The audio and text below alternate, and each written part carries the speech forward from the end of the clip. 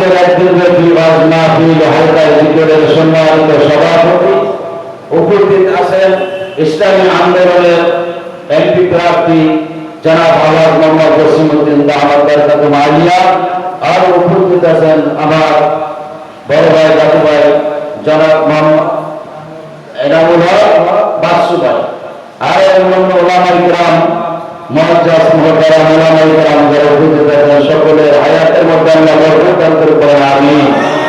আল্লাহ পাক দয়া করে মায়া করে এই দেশের বাগানে জাতির শাকিরদের মজলিসে আসার মতো বসার মতো তৌফিক দান করেছেন কে? আর বলছি এই আল্লাহ রাব্বুল আলামিন ডাক দিয়ে বলে, বান্দা আমি সবাইকে নেক কাজ করার মতো সুযোগ সুবিধা করে দেই না, যাকে আমি ভালোবাসি তাকেই নেক কাজ করার সুযোগ সুবিধা করে দিই।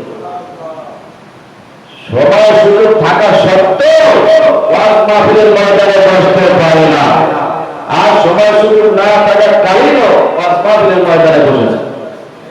ও আমার ভাইরা, দুনিয়ার কাজকর্ম থাকবেই, কিন্তু মাহফিল প্রত্যেক দিন হবে না, হবে।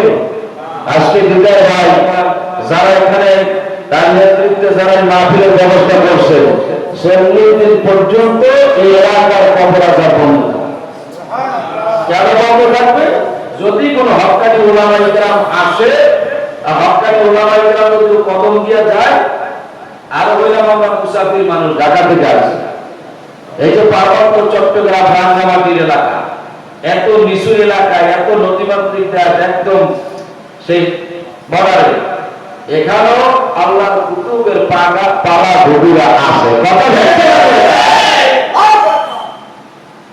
এসকে মাওলা কাইকে মাজলাই নাহুয়া, এসকে মাওলা কাইকে মাজলাই নাহুয়া, বেতারাই নাহুয়া।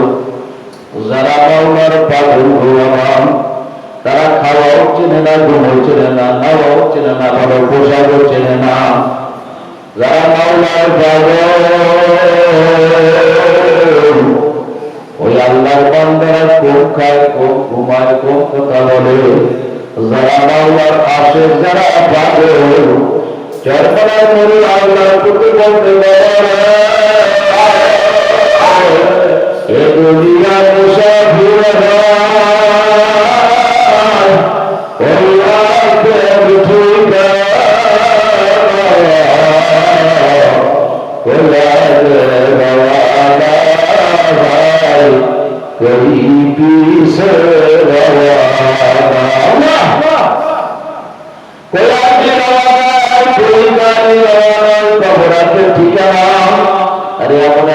সময় আসবে বাবা, এই দুনিয়ার সব পড়িয়া থাকবে, মাদ্রাসা পড়িয়া থাকবে, বাজার পড়িয়া থাকবে, দোকান পড়িয়া থাকবে, এইবার সময়ের বিল্ডিং পড়িয়া থাকবে, কিন্তু তুমি আর আমি আর দুনিয়ায় থাকবো না, ঠিক না?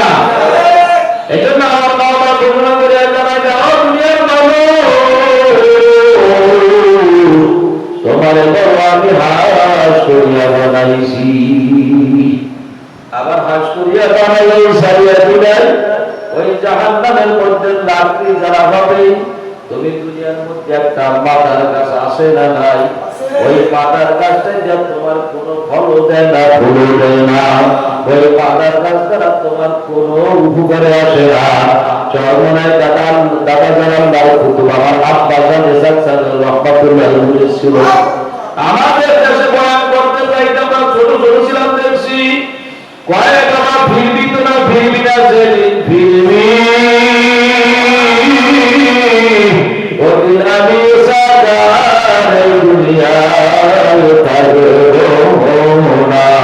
তোদের হাতে বাইরে করবো না, বলবো না।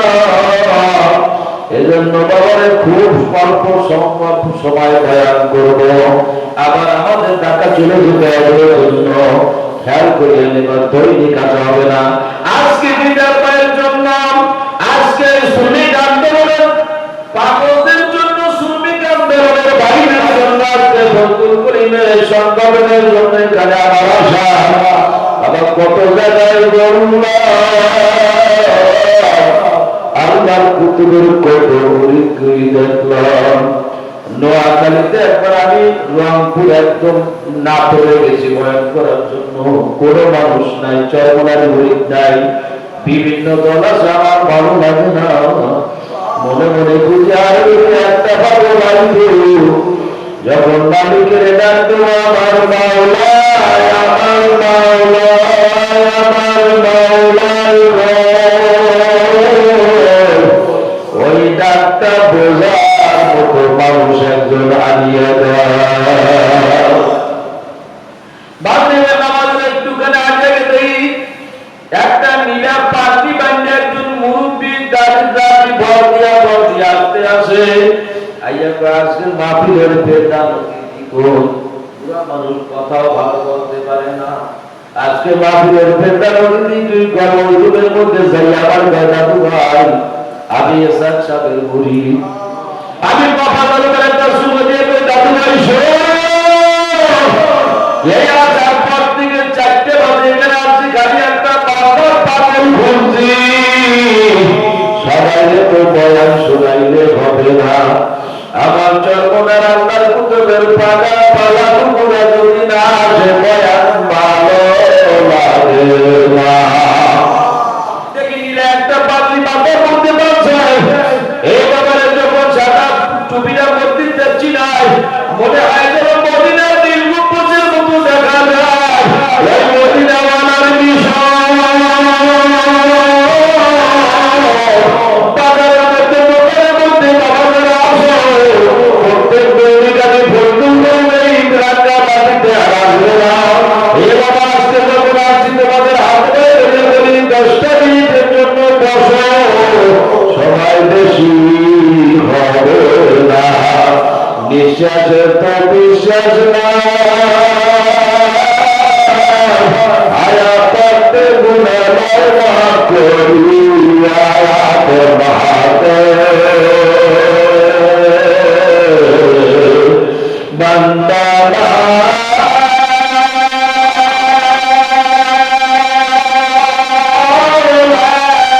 তুমি বাবা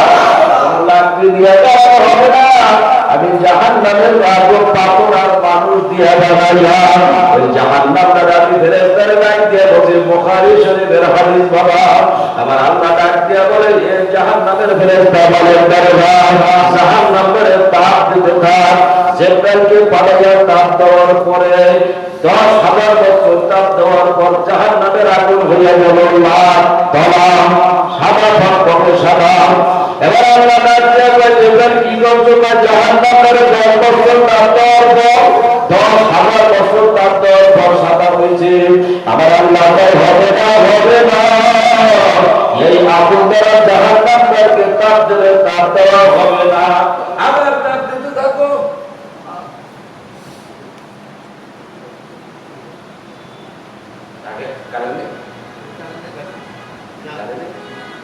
একটু জিকির করেন লা ইলাহা ইল্লাল্লাহ। এই দুনিয়াতে ৬,০০০-এর উপরে রেখে গেছে, কয় হাজার? ৬,০০০-এর উপরে পর্যন্ত রেখে গেছে। আল্লাহ রাসূলের চাচা আবু জাহেল একটা ভাতিজা, জি চাচা, আমার মনের ভিতরে কি যদি তুমি বলতে পারো তাহলে আমি মুসলমান হয়ে যাবো। আল্লাহ নবীকে বুঝতে পারছো?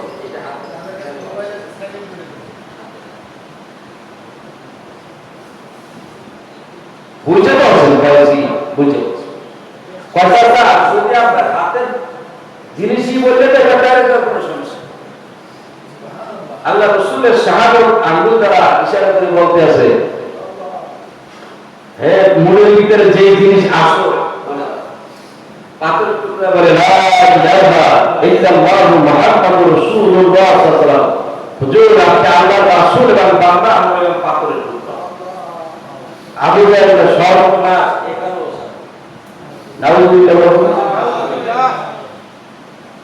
আজওয়া খেজুর জায়গাকে বলা হয় অনেকটা আজওয়া খেজুর। আমি মদিনায় নিজের গাছ মানে গাছে সালমানের গাছে পাইলে খাইয়া আসি। ওই আজওয়া খেজুরের দাম বেশি, ওই খেজুরের কুইরা এইবার আল্লাহ নবী কাছে জান্নাত করলে আর গাছ পাবে না, ফল হবে না, আর নবীজি দেখাইতে পারবে না, আর মুসলমান হবে তো আসতে বলে আল্লাহ নবীকে চাচা বুঝতে পারছেন ভাইজি? আল্লাহ রাসূল লাগাই দিয়েছে ওরা খেজুর খেয়েছে। আটি ছাড়া খেজুর খেয়েছে, আটি ছাড়া পোস্ত খুদা পোস্তে কি আর ফল গাছে? আল্লাহ নবী ভাতিজা তুমি সব পারো, তাহলে আটি ছাড়া আমি আটিটা ফালাইয়া বিচি ফালাইয়া আমি ওটা পোস্ত দিলাম, তুমি যদি পোস্ত দিয়ে আমার ফল বানিয়ে খাওয়াতে পারো তাহলে তুমি সব কি জানা জানাইছে বসে। আল্লাহ নবী পোস্ত টুকরা খেজুর লাগাইতেছে, খেজুর সারা বেদানা